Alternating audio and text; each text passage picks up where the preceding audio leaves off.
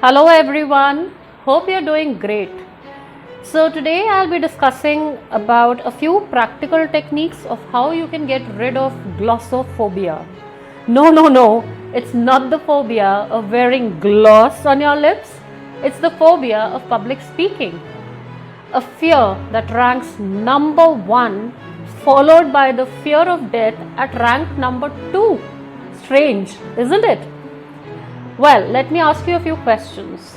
Do you experience butterflies in your stomach when you're asked to participate in some competition in school or when you're required to give a presentation in the office? Does your head go in for a toss? Do you feel at a loss of words? Does your throat feel parched or dry? Do you keep tossing and turning in bed a night before your presentation? Have you been constantly pestered by the 3 F's when you're on stage? Freeze, fumble, and forget? Well, you are suffering from. No, don't worry. It's nothing serious. You don't need to go to your family doctor. Well, it's just that you're suffering from what is called glossophobia.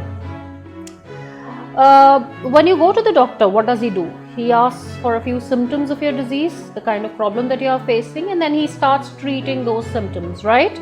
So that's exactly how we're going to treat this problem of glossophobia. So let's start by treating a few of the symptoms first. So the first thing is you can actually prepare well, get yourself organized, practice exhaustively. This will help you sleep better, and maybe when you sleep better a night before, you will feel super confident the next day. As for a parched throat, drink lukewarm water before your presentation to soothe and relax your vocal cords. Practice belly breathing, which is actually what you call commonly as deep breathing. Be mindful, do some deep breathing. This will also relax you. This way you can control your breath and you can actually use it to your advantage. Keep your diet light and let your stomach feel good. Now, having worked on the symptoms, let's see what else we can do in order to improve ourselves. So first thing that you could probably do is you could speak in front of a neutral audience. It wouldn't be a good idea, I think, to stand in front of your family and be speaking, because they would probably not be as critical as they would be required to. So stand in front of a person or maybe a group of people who give you some feedback, some constructive feedback, who are critical about your performance and give you some constructive feedback upon which you can actually work and do wonders with yourself. The next one is what you call the traditional mirror technique.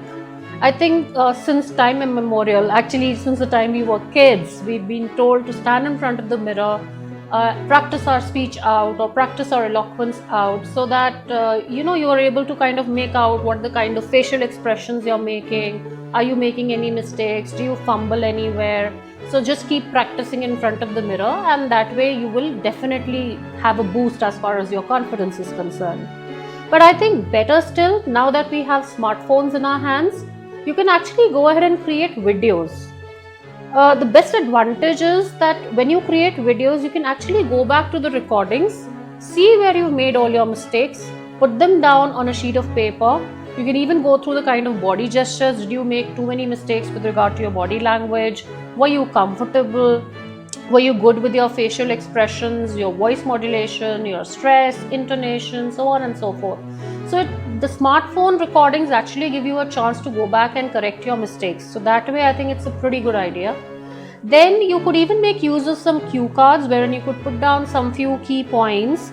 What you can also do is you can match your cue cards, the outer cover of your cue cards, and you can match them to the color of your dress, so that somehow they get camouflaged, and it is a good idea. So in case you fumble or something, you can actually come up with whatever is lost. Then know your content well. So even if you forget, you can actually think up of something right then and there and come up with a brilliant idea. Well, the next thing I think I would like to talk about is, it's like, what am I talking about? I'm talking about fillers, which are also called crutch words. Do not use too many fillers or crutch words in your speeches. Whenever you tend to forget and you try to use they actually add no value to your conversation. They actually make your communication very cumbersome, very tedious. So what you can actually do while you're speaking, you just saw what I did. I took a meaningful pause. That's exactly what you can do. Take a purposeful pause in case you forget. In fact, I've seen a whole lot of speakers carrying a water bottle with themselves.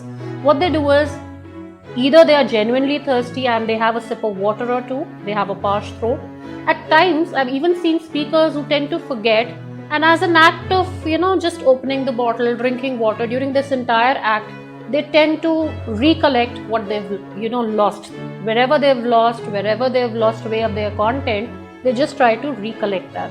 So that's another way of ensuring that you do not use too many fillers and crutch words.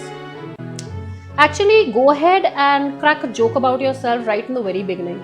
So what I'm trying to tell you here is humor. When you add humor to your speech, your deliverance, you've actually hit the jackpot. That's the best way to connect with your audiences. You could even incorporate storytelling. You could narrate some anecdote about your life. Again, a very engaging way to make your communication very interesting and engaging. Even the audience is not perfect. So this is something you need to keep telling your mind again and again.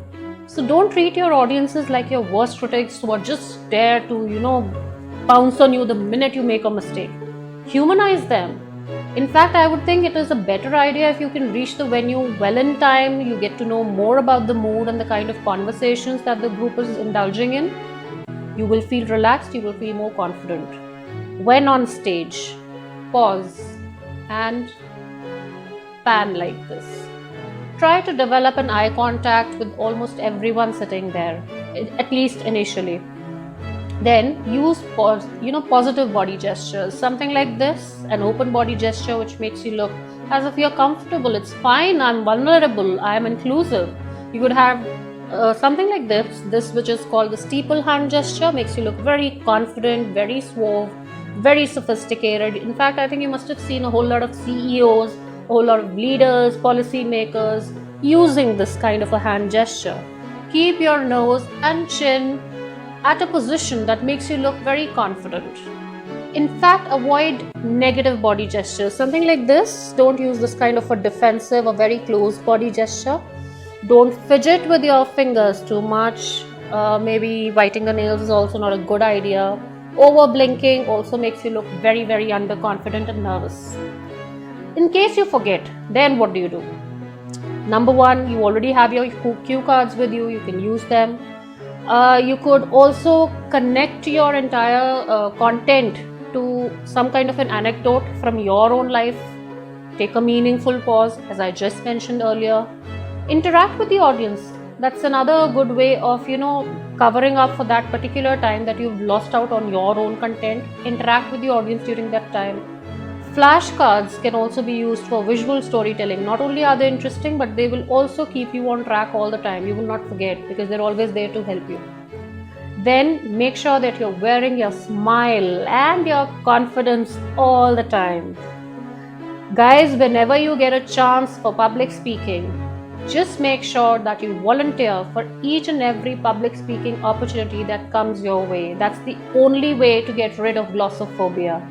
In fact, let this fear, F-E-A-R, you should actually be facing everything and rise. So, all the best to each one of you. Happy speaking. Thank you.